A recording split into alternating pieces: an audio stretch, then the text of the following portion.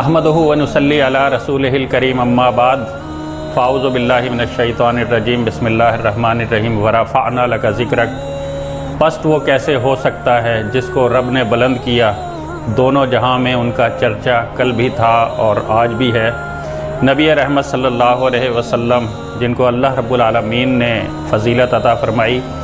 आपके ज़िक्र को बुलंद किया। दुनिया में भी आपका चर्चा हर लम्हे लाखों करोड़ों की तादाद में हो रहा है और अल्लाह के अरबा फ़रिश्ते खरबा फ़रिश्ते अनगिनत फ़रिश्ते रात दिन अल्लाह के पैगंबर पर दुरूद व सलाम भेज रहे हैं और ख़ुद अल्लाह रब्बुल आलमीन आप पर रहमतों का नुज़ूल फरमा रहा है। इतनी अज़ीम शख्सियत कि जिन्होंने तारीख़ के धारे को मोड़ा और जितने भी गैर जानिबदार मोतबर शख्सियात गुज़री, उन सब ने नबी रहमत सल्लल्लाहु अलैहि वसल्लम के इस किरदार को सराहा, इसका एतराफ़ किया कि आपने तारीकियों के दौर में रोशनी की शमा जलाई, तहज़ीब और ऐसी तहज़ीब की बुनियाद रखी जिसने इस दुनिया के लिए तरक्की के रास्ते खोले। जिन चीज़ों की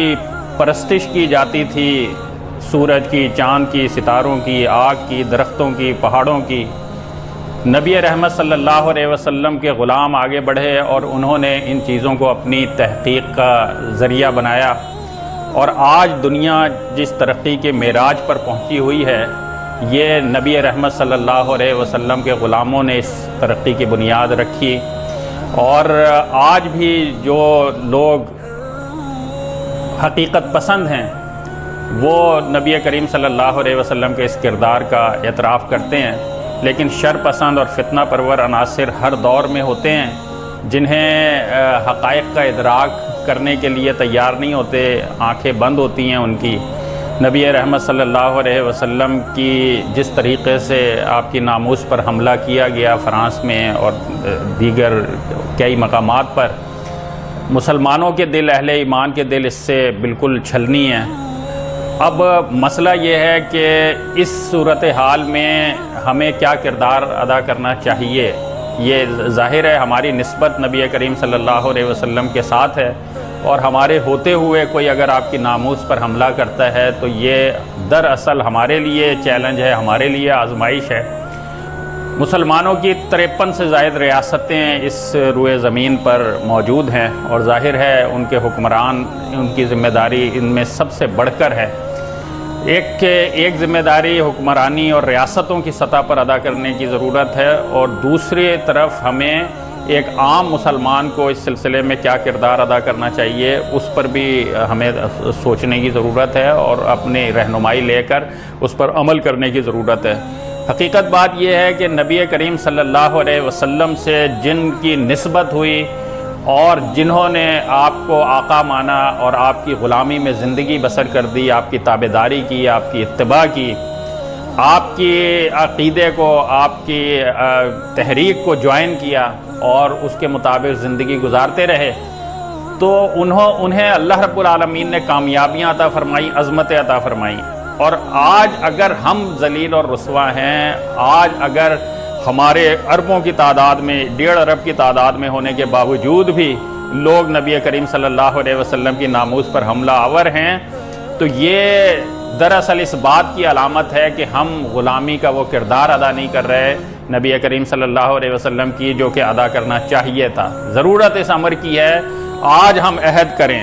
हमने अपनी ज़िंदगी कुरान और सुन्नत के मुताबिक गुजारनी है, कुरान को अपने लिए मशअल राह बनाना है, नबी करीम सल्लल्लाहु अलैहि वसल्लम के फ़रामीन को अपनी ज़िंदगी का लाहे अमल बनाना है। ज़िंदगी के तमाम शोबों में हमने नबी करीम सल्लल्लाहु अलैहि वसल्लम की रहनुमाई को फॉलो करना है। हम एक आम आदमी हैं, हमें मोहब्बत है नबी करीम सल्लल्लाहु अलैहि वसल्लम से, मोहब्बत का इजहार नमाज पढ़ के करना है, मोहब्बत का इजहार ईमानदारी से कारोबार करके करना है, मोहब्बत का इजहार अपने वालिदैन से हुस्न सलूक करके करना है, मोहब्बत का इजहार हमने अपने बीवी बच्चों की हुकूक अदा करके करना है, मोहब्बत का इजहार हमने रिश्तेदारों के साथ हुस्न सलूक करके करना है, महल्ले वालों के साथ हुस्न सलूक करके करना है, ईमानदारी के साथ अपनी मुलाजमत करके करना है। ये जो जिम्मेदारियां एक ईमान वाले होने की हैसियत से हम पर आयद होती हैं, अगर हम में से हर शख्स, वो हुक्मरान हो, وہ عدالتوں میں بیٹھے ہوئے جج ہوں، وہ قوم کے محافظ اور سیکیورٹی کے اداروں اور ان کے اکابرین ہوں، سب کے سب اگر اپنی ذمہ داریاں اللہ کے خوف کے تحت ادا کریں، نبی کریم صلی اللہ علیہ وسلم کی محبت کو اپنے سینے میں بسائیں اور آپ کی اطاعت کو اپنا شعار بنا لیں، تو دنیا کی کوئی طاقت یہ جرت نہیں کر سکتی جو جرت آج ہو رہی ہے۔ تو اس وجہ سے میں سمجھتا ہوں کہ ہمارے جو ایک عام آدمی کی ذمہ داری ہے وہ یہ کہ وہ جہاں ایک طرف جو مذہبی قیادت ان کو جو رہنمائی کر کے جو کہہ رہے ہیں کہ بھئی آپ نے فرانس کی اشیاء کا بائیکاٹ کرنا ہے، اور اسی طریقے سے اپنی حکومتوں پر پریشر اور دباؤ ڈالنا ہے کہ وہ سفارتی اور اقتصادی تعلقات ان کے ساتھ اس ملک کے ساتھ منقطع کریں، وہاں اس کے ساتھ ساتھ ہمیں نبی کریم صلی اللہ علیہ وسلم سے نسبت کا جو ہمارا ایک